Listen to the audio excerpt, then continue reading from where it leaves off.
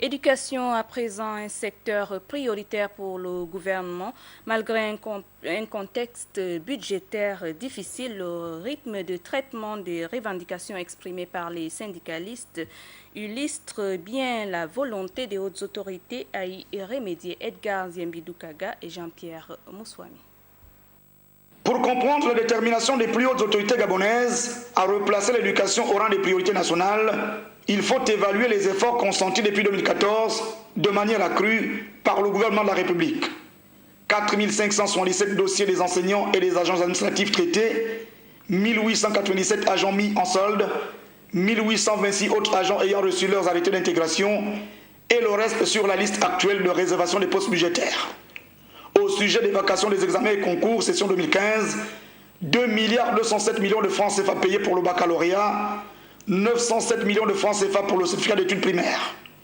Plus de 7 milliards de francs CFA viennent d'être aussi payés au titre des bourses scolaires du troisième trimestre 2015.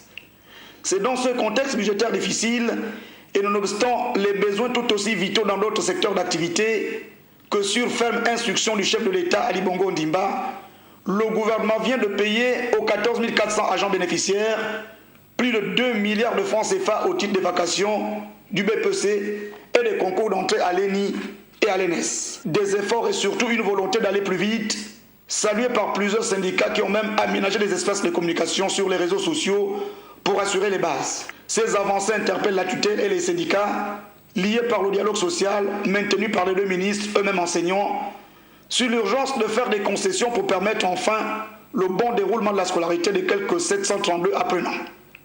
Et c'est le principe de la négociation, que chaque partie apprécie l'effort et fasse un pas vers l'autre. La reprise des cours dans tous les établissements sur l'ensemble du territoire, conformément au calendrier scolaire, ce lundi 15 février 2016, permettra à l'opinion de lire dans les intentions réelles des différents acteurs du secteur de l'éducation.